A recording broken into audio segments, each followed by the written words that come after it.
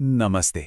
आज हम एक ऐसे बेहद सेंसिटिव केस की गहराई में उतरने वाले हैं जो बिल्कुल किसी उलझी हुई जिगसॉ पजल जैसा है।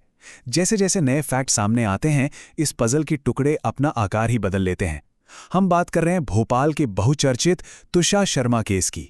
देखिए, यहाँ हमारा मकसद किसी को सही या गलत ठहराना बिल्कुल नहीं है। हम बस उन फॉरेंसिक और साइंटिफिक सच्चाइयों को डिकोड करेंगे जो इस पूरी घटना की सतह के नीचे छुपी हुई हैं। अब आप खुद सोचिए, एक ही घर की चार दीवारों के अंदर दो बिल्कुल अलग कहानियां कैसे बन सकती हैं। अगर आप ध्यान दें तो एक तरफ मायके वालों का दावा है जो इसे सीधे तौर पर दहेज प्रताड़ना और एक सुनियोजित घटना बता रहे हैं। वहीं दूसरी तरफ ससुराल वालों का बिल्कुल क्लियर स्टैंड है कि ये मेंटल इंस्टेबिलिटी यानी मानसिक अस्थिरता और सुसाइड का मामला है।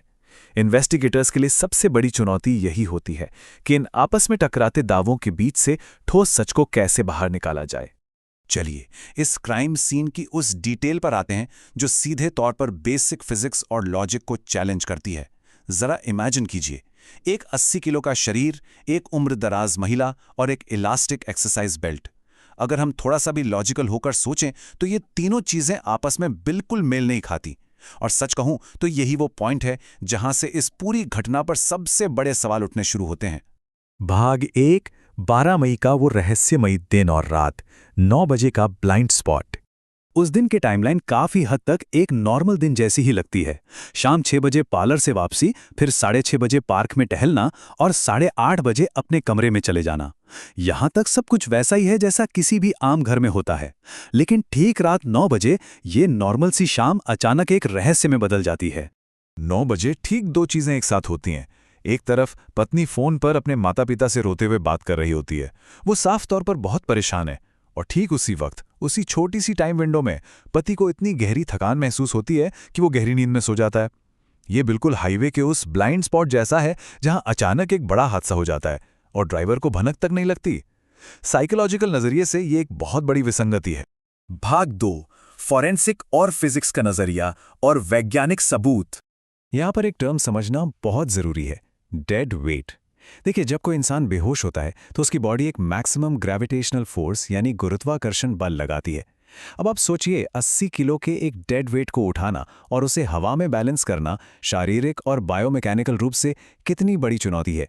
दावा ये किया गया था कि पति ने 80 किलो की बॉडी को उठाया, जबकि एक बुजुर्ग मां ने पलंग पर संतुलन बनाकर उस टाइट बेल्ट को खोला।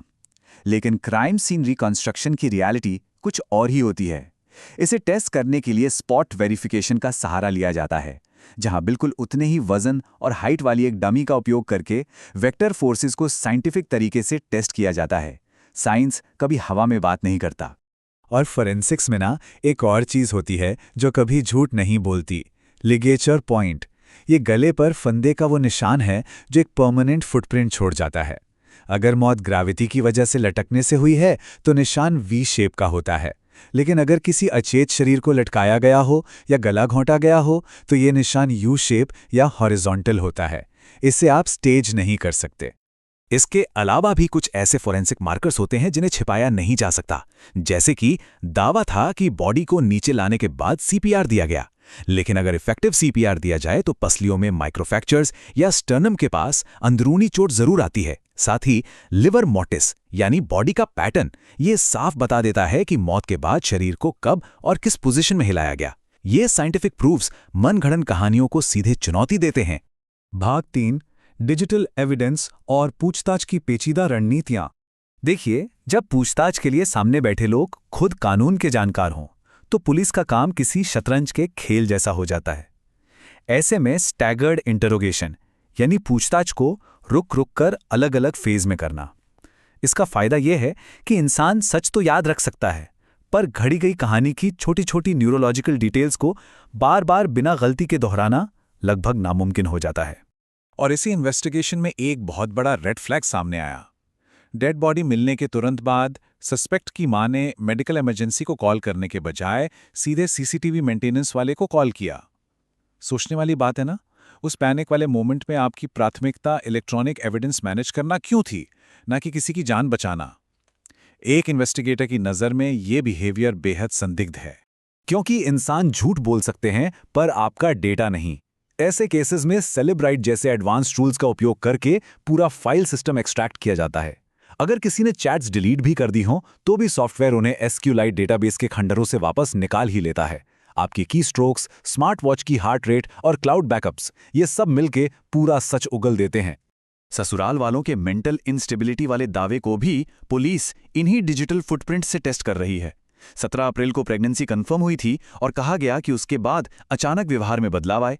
तो पुलिस अब क्या करती है? वो सिर्फ बयानों पर नहीं जाती, वो इंटरनेट पर डिप्रेशन की सर्च हिस्ट्री, एंटी डिप्रेसेंट दवाओं की फार्मेसी रसीदें और अचानक अजमेर या नोएडा जाने के रेलवे और फ्लाइट PNR टाइम स्टैम्प्स को क्रॉस चेक करती है। ये बिहेवियरल प्रोफाइलिंग का एक ऑब्जेक्टिव तरीका है। और इस मनोवैज्ञानिक दबाव को बनाए रखने के लिए 23 मई की पुलिस रिमांड में कोई VIP ट्रीटमेंट नहीं दिया गया। नॉर्मल पानी, बिना कूलर का कमरा। जब किसी रसूखदार व्यक्ति से उसका सारा कंफर्ट छीन लिया जाता है तो उसके आत्मविश्वास का कवच टूटने लगता है और ऐसे में सच बाहर आने के चांसेस बहुत बढ़ जाते हैं। भाग 4, हमारी न्याय व्यवस्था और मेडिकल सिस्टम के लिए एक बहुत बड़ा सवाल। इस टेबल को जरा ध्यान से देखिए। एक तरफ पुलिस और लॉ एनफोर्समेंट है, जिनके पास तसल्ली से जांच करने के लिए हफ्तों का समय होता है। डिजिटल टूल्स होते हैं और एक्सपर्ट्स की पूरी टीम होती है। पर दूसरी तरफ है हमारे इमरजेंसी रूम के डॉक्टर्स। उनके पास मौत का कारण समझने के लिए हफ्ते नहीं, सिर्फ 5 मिनट का वक्त होता है। वहीं जब उन पर एक पेशेंट की जान बचाने का भयंकर प्रेशर होता है, तब उन्हें आंखों की पुतलियों और गले के निशान को सिर्फ देखकर ऑब्जर्व करना होता है।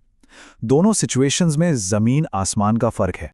तो यही चीज हमें एक बहुत ही डिस्टर्बिंग लेकिन जरूरी सवाल पर लाकर खड़ा कर देती है।